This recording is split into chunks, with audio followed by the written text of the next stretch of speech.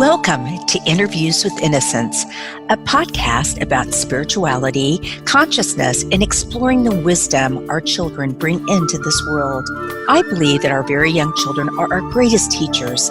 After all, they're the masters of living in the present moment, bubbling in unconditional love, enjoying the messiness of life, and curious about the universe in all its dimensions.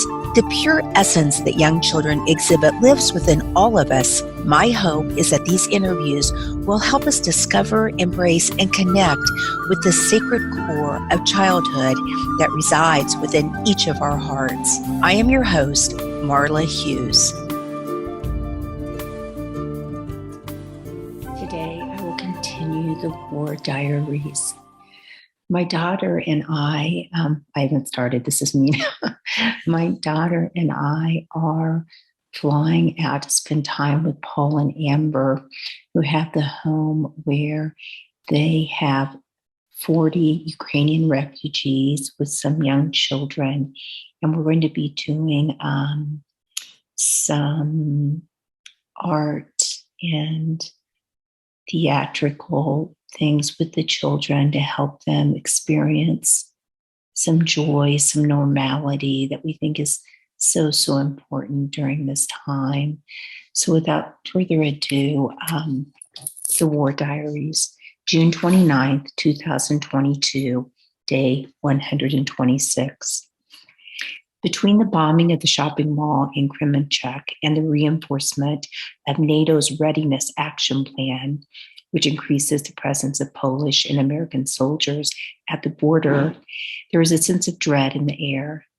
The mind so quickly springs into action as it plays out the worst possible scenarios, which rarely happen as one imagines them. Still, this is a specialty of the mind which we all must bear. That doesn't mean I ignore the signs of a protracted and bloody war, but beyond this observation, given I cannot actually plan for something of unknown origin, it's best to let the mind rest. To torture the mind with dystopian thoughts of some impending doomsday occurrence is complete, total waste of my time. Which doesn't mean I don't feel anxious about how an attack on humanity at this scale will play out. It just means that I can't simply sit around thinking of the worst. It will undo me, and I can't afford to be in that position, as there are too many who depend on the stability and the fortitude of a community we have built together. What do I do? What do I think about instead?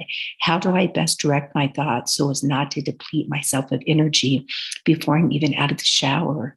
Some days like today, I'm not so fortunate as to dodge all bullets, but I will get to that in a moment. I work. I attend to the needs of our residents, which are multiple and frequent. And then I try to use my thoughts creatively. I'm always on the lookout for what they are teaching me. This is the way I align myself with something bigger than my petty thoughts.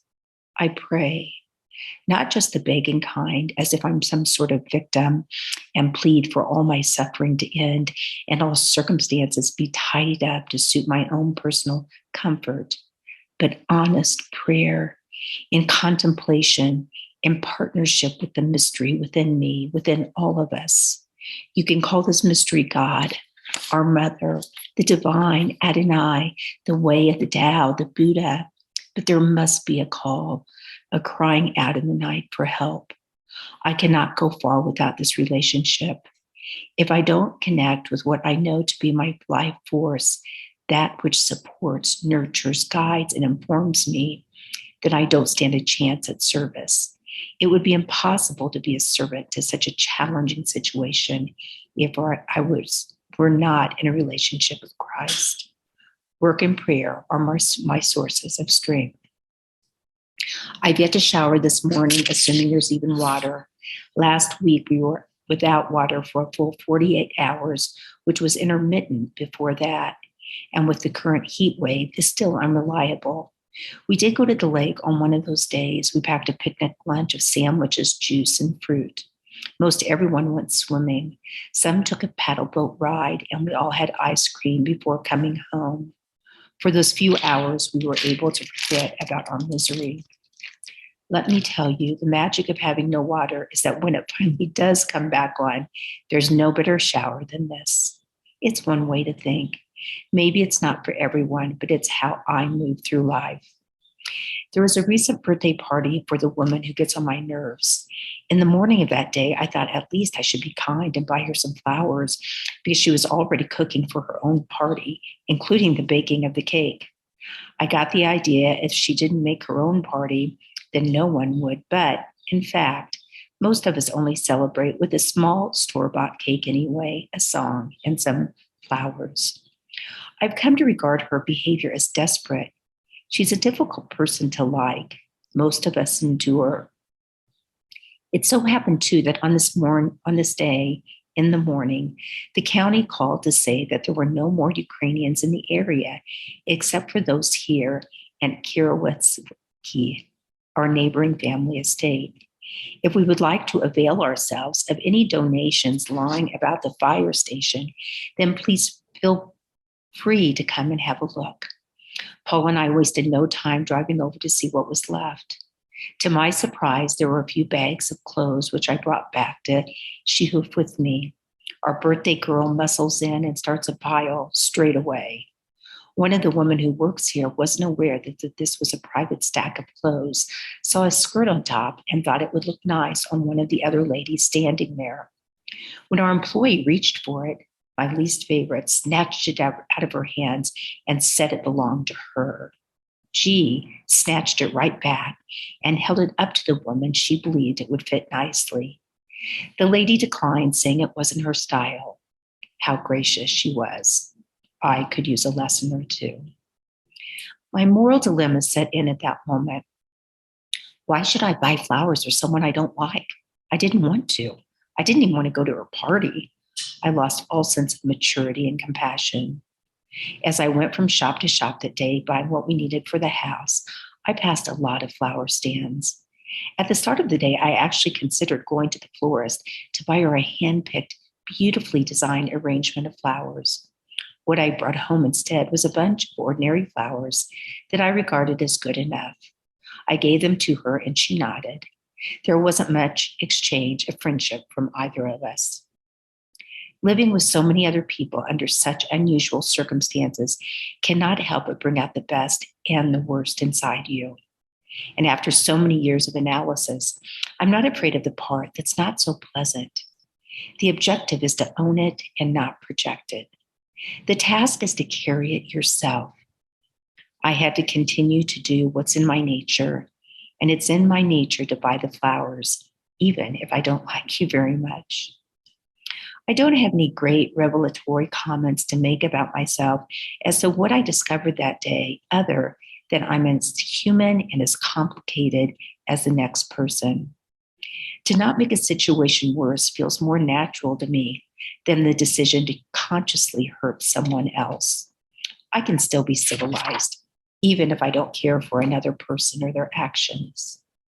So today, there was a repairman whom we called about our most overworked washing machine running all the day long into the night. The locking mechanism on the door jammed. When Paul explained the urgency that we have 40 plus people using it on a daily basis, he replied, I don't care what your problem is. I still can't get there until next week. Paul was stunned but pushed on.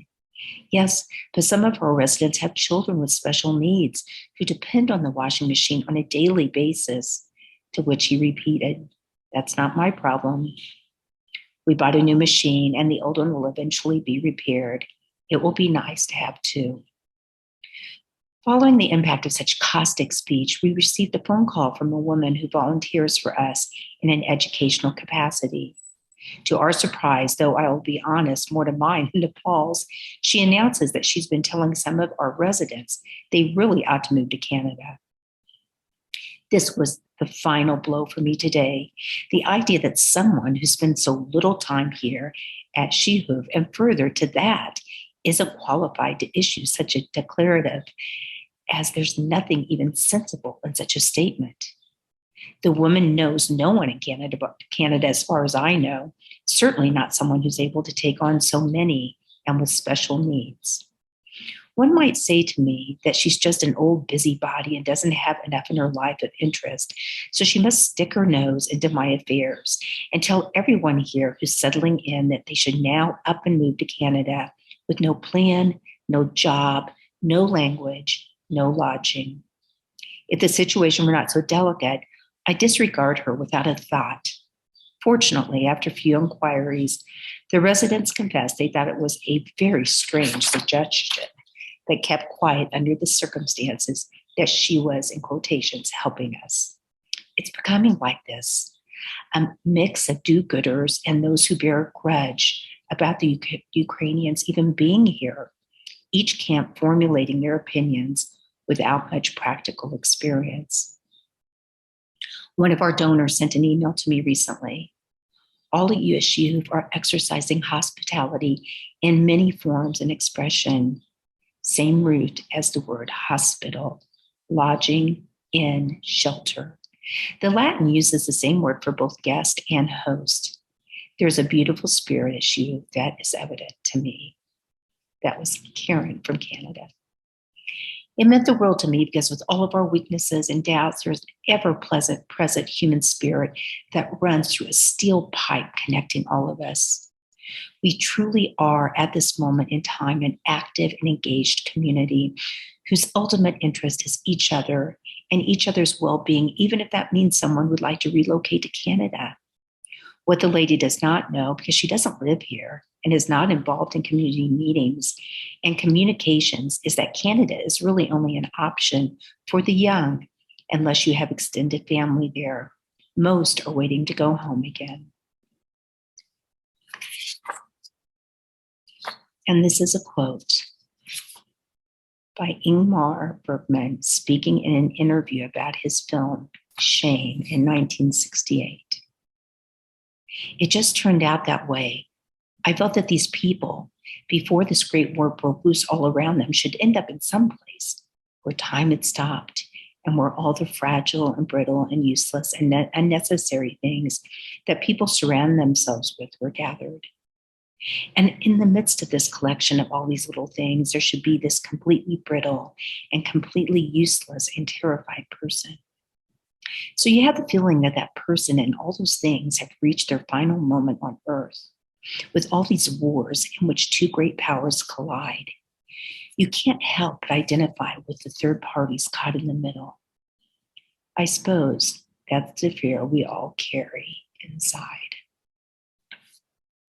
Wow, so I decided to air this on one of my regular Thursdays because I think it just has a lot of lessons and a lot of things that all of us can relate to, feeling sometimes that we feel ashamed of and uncomfortable with, but we are only human in doing the best that we can.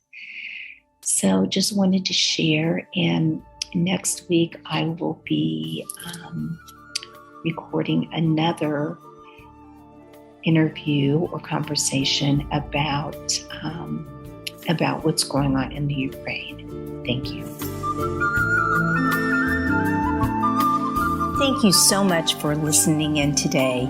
If you want to learn more about the show, you can find us at interviewswithinnocence.com and on Facebook or Instagram at Interviews with Innocence.